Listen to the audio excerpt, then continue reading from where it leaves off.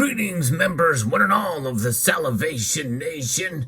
Busted gold, silver, cash, and let's explore.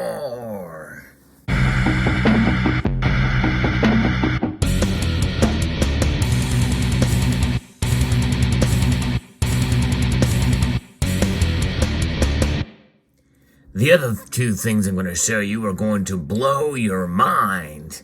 And I'm talking about literally, because typically if you take too much of these other two things, it will definitely blow up or mess up your head. And but nonetheless, what I'm going to show you here is actually much more benign, but it represents those other two things, and that is this and these. Yes, indeed. They represent something that is much more explicit that we see around these days, and that is baking powder. You can guess what baking powder could represent in the illicit category, and ibuprofen tablets, which you can imagine would represent something else. And of course, got to be a little bit careful with how I show this and what this is about, because of obviously some way the YouTube machine learning can catch up on some of these things. I got to be careful with how this is represented. I'm going to kind of put these over here and show them kind of in the distance as a representation there. But what is this really about? Well, essentially, it is about how people can utilize currencies and money to protect transactions. Private transactions. And although private transactions can be used for evil and for drug dealing, for instance, they certainly are used for privacy reasons as well, because honestly, the government has no business what we do with our money once we get it, as long as we're not doing anything illegal with it. So obviously, the case is being tracked. And what is this being tracked all about? Well, if you use checks or any kind of digital transactions utilizing a bank card or credit card, those types of things can be tracked. So people tend to use cash and precious metals. And you've heard me talk about that time and time again on this channel, as I have a whole playlist of precious metals crimes that I have outlined here. And a common theme involves precious metals, obviously, and of course cash as well. It is the preferred way. In fact, a story that was sent to me by Doctor Who, which happened last summer here in Montana. Federal authorities filed a civil lawsuit recently in Montana District Court to seize more than $100,000 in cash. That's a lot of cash, and valuables found in the arrest of two alleged drug dealers last summer. The court documents say that investigators in Great Falls, Montana, found a 100-gram scale that later tested positive for methamphetamines, and $3,674 in currency wrapped in rubber bands. In a basement bedroom, authorities allege they found $74,880 in cash, wrapped in rubber bands and placed in quart-sized Ziploc bags in a backpack concealed under a pillow. Another $15,279.80 in U.S. currency was found in multiple folders, binders, and coin pouches, all within the closet of the basement bedroom. Silver bars and coins totaling $7,275.80 were found in a wood chest at the foot of the bed. The alleged drug dealers were taken into custody by U.S. Marshals, according to court documents. So that's just it. They diversify with precious metals too, and a lot of times you will see those two things together: cash and precious metals. Now, in that story, there was no gold shown, or talked about, rather. But nonetheless, gold is often a part of these transactions as well.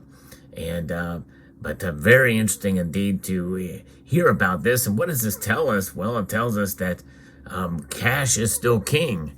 and obvious for liquidity. Cash is the easiest thing that these drug dealers use. And so what can we take away from this? I think it's quite clear that we should essentially take a tip from those who are involved in illicit activity, because there's many more good reasons to utilize cash and gold and silver as a way to protect yourself, as a way to have transactions that are secure and private between agencies and institutions that are fully above board. But also, it's just about privacy. That Fourth Amendment. We do have this right I guess, to have our transactions not be spied on. Let's put it to you that way. Some people say that there is no constitutional right to privacy, but I think that there are certain elements in our lives that I think the government just does not have any business being in.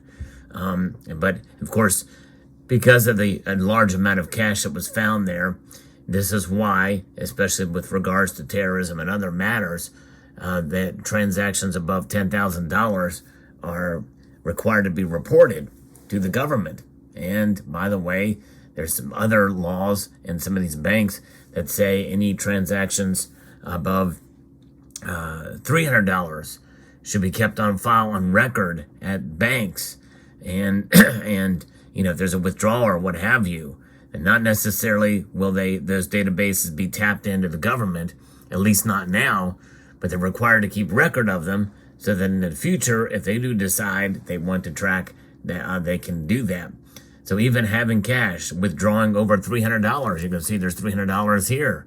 And so that transaction will be kept on file for a certain amount of time by banks as required by law. Because if they decide, or they want to know if I'm going to be involved in crime in the future, well, they have that as a place to start, to see, the track. What was this? How much was withdrawn by old Uncle Sal at one point in time? Nonetheless, it's an interesting concept, and I think it's one other reason why I believe having a gold and silver will empower us for privacy, and that is a big part of holding gold and silver. I believe is that privacy aspect, because as we go on, especially as the Federal Reserve and governments and central banks around the world are moving more towards a central bank digital currency, it becomes incumbent upon us to be aware of what's going on and how to protect ourselves. The gold and silver are it, and at least to some extent, at least for now, cash is also it. Cash is king, and sooner or later, when there is a central bank digital currency, there may come a day where any of this stuff that's spent, you will not be able to spend paper money without a QR code that may go right there that will be scanned for an approved good or service. This note will not be illegal for all debts, public and private, unless it is scanned. I believe, and no one's talking about that, by the way, in terms of how quickly they can move towards this central bank digital currency with some sort of a online digital ledger system, a blockchains type of, or hash graph type system, if you will, that renders this bill completely null and void if it cannot be scanned. And that scanning will tell you the timestamp, where it was bought, what was bought with it, or what it was bought as a part of. Like, let's say you buy groceries with this $100 bill, it may have a whole ledger of all the groceries that you spent for this note, or any other goods and service, or part of goods and services. It's that's kind of where we're heading these days. So it is. That's why I think it is all the more important to hold gold and silver, to be tracked, and of course, the guise of invading your privacy is under the guise of stopping the bad people, the drug dealers, and the terrorists out there. And, a reasonable person might be fine with that to a degree, but they abuse it very quickly. Look at the Patriot Act.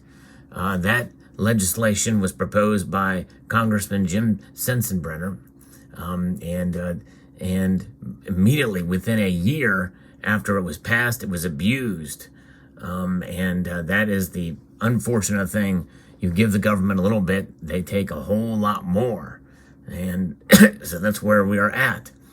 So what am I going to do with this illicit material that we have here that looks kind of nefarious? Gold, silver, cash could be used to buy some pretty bad stuff or to fund some very bad things. Well, I tell you what, a lot of people think that our government is involved in a lot of nefarious bad things, such as funding Planned Parenthood, is one example. Literally, your tax dollars are going to kill babies in the womb. Tell me that's not nefarious. There's other things that obviously that our money is going towards that are anti-constitutional at worst and extra-constitutional at best. And you know, look at some of the recent monies that are being handed out, these grants for, some people say, for crack pipes in some of these cities. And now there are some denials of that and what have you, but we have heard of things like that happening in the past where literally clean needles are handed out to drug dealers or to drug addicts in the streets and the homeless. Tell me that's how that's going to benefit society. All kinds of things like that. But as for me, what do I use gold and silver for? And cash? Well, I use gold and silver as a protection. I use cash to buy this stuff right here, which is ibuprofen, which can help aid a dull headache. And I use it very sparingly. I don't like to take this stuff, but if I'll get a headache or something like that once in a while, or a little body ache, I've been known to pop one of these from time to time. That's right, a little ibuprofen. And that is completely legal and above board. A little ibuprofen does the body good. Now this I use much more frequently. That's right, this is baking soda, and it is a base. And I put this stuff in my coffee, my Folgers Black Silk coffee, to help neutralize the acidity of what coffee brings, and it gives it a little bit more of a smooth taste.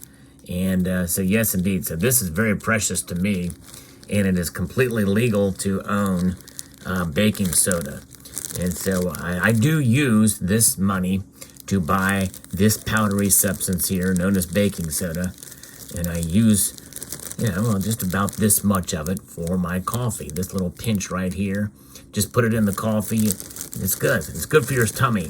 You know what I'm saying? You don't get indigestion and the GERD. You know what I'm saying? You don't want the GERD. So there we go. And I like to stack this.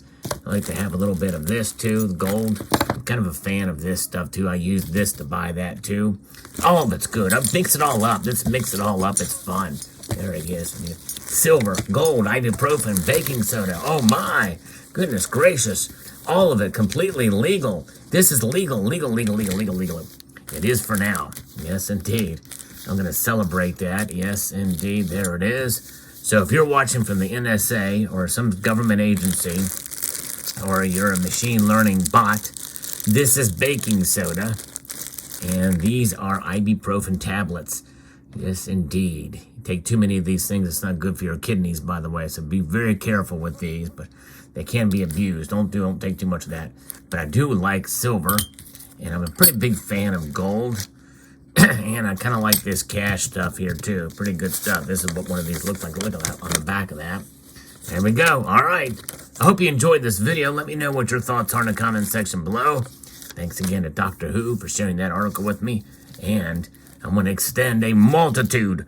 I mean, a whole bunch. I mean, we're talking, when I say multitude, that means a large amount. A large, very large amount of gratitude to you all for taking the time to watch. And I do hope that you will consider taking the time to share this video with all of your friends and kinfolk, and even to distant relatives. That's right. We want to focus on distant relatives that you share this video with. Share it and comment. And after all of that, if you haven't done so, consider subscribing.